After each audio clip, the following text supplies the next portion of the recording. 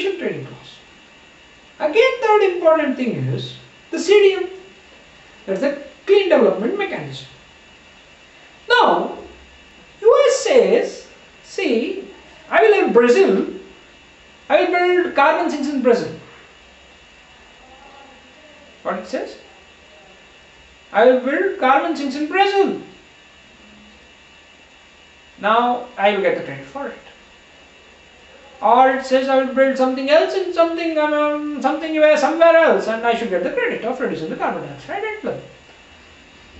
But however, this approach of CDM is now India opposes again this. Why?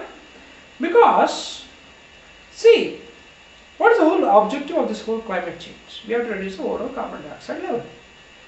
Now, you keep emitting carbon dioxide like a, what do you say, like a Big Bang theory. You keep emitting carbon dioxide and you finally go and reduce your, help some other country to reduce carbon dioxide somewhere else. Doesn't actually serve the purpose.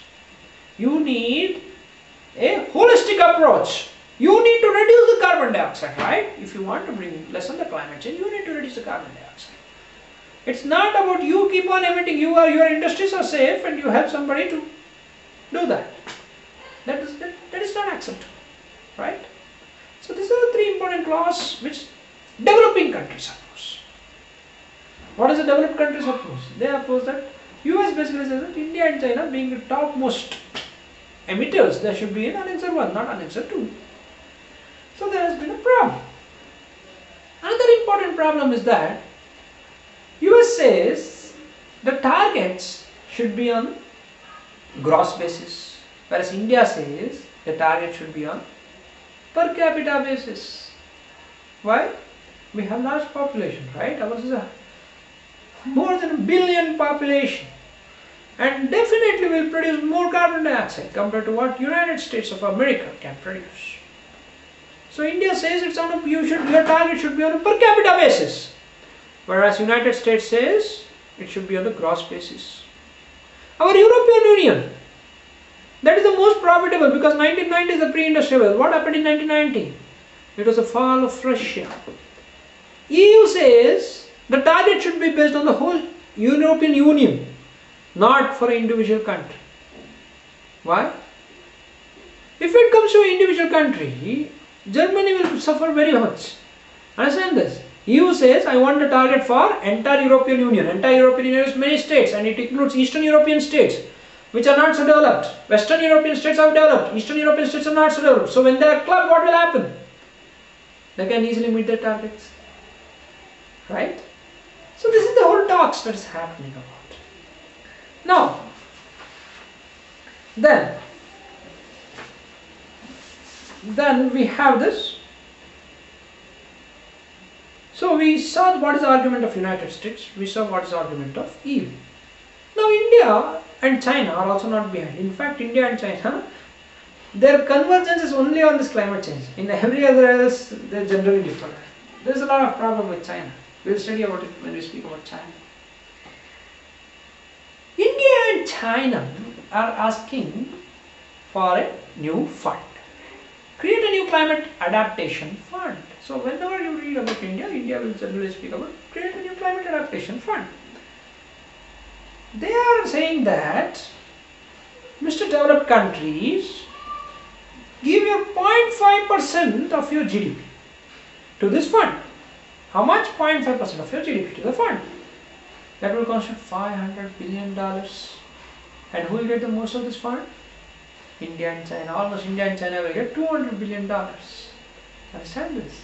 What is the argument of India? They say, see, you have to create a climate adaptation fund which will enable India to take certain strengthening measures to protect climate. And you give me a climate adaptation fund, how much? 0.5% of the GDP.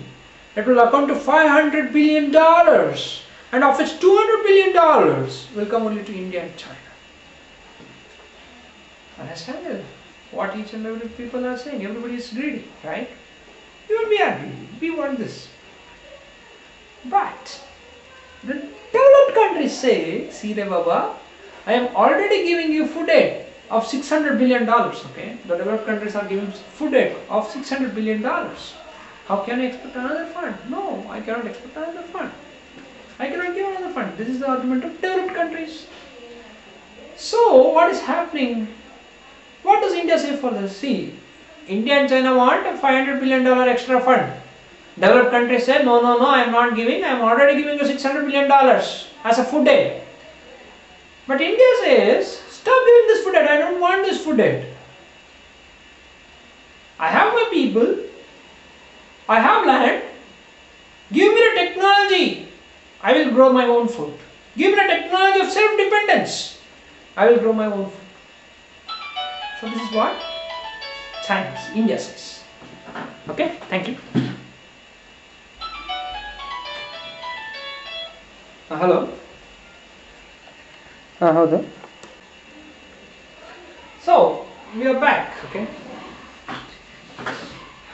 Yeah.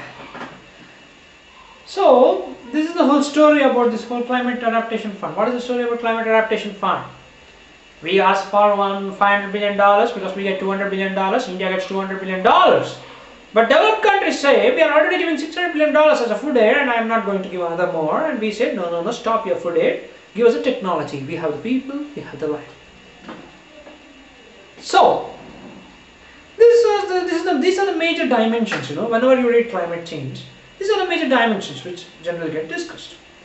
Another important thing happened across in the La Aquila along the sidelines of your G8.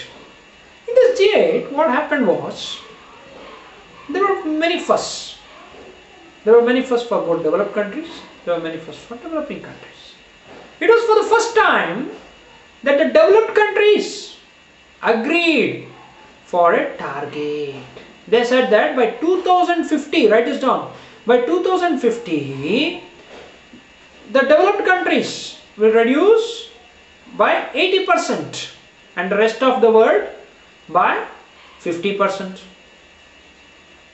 But developing countries said, Mr. US, you are trying to run away because 2050 is such a wide long term, right? 2050 is a long term.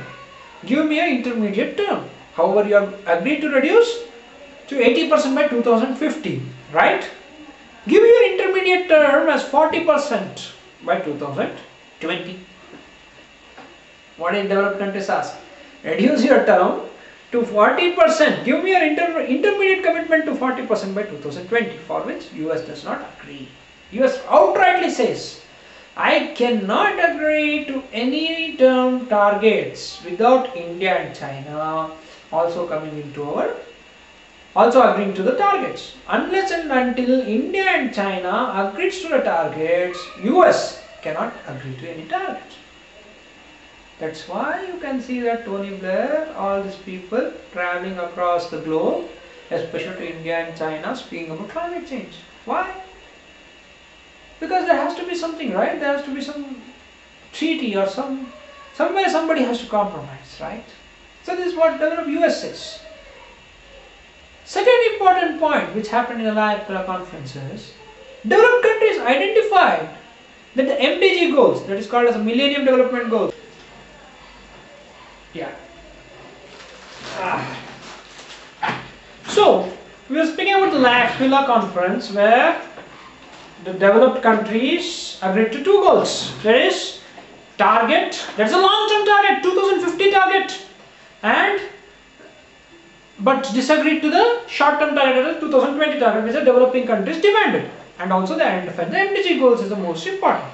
Similarly, developing countries for the first time agreed that 2 degrees centigrade, if the temperature goes above 2 degrees centigrade, above the, which is that pre-industrial level of 1990s, then the world will sink.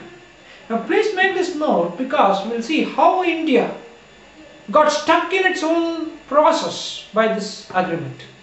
So developing countries agreed that 2 degrees centigrade, that is if the temperature goes above this 2 degrees centigrade from the pre-1990s, then the world will sink.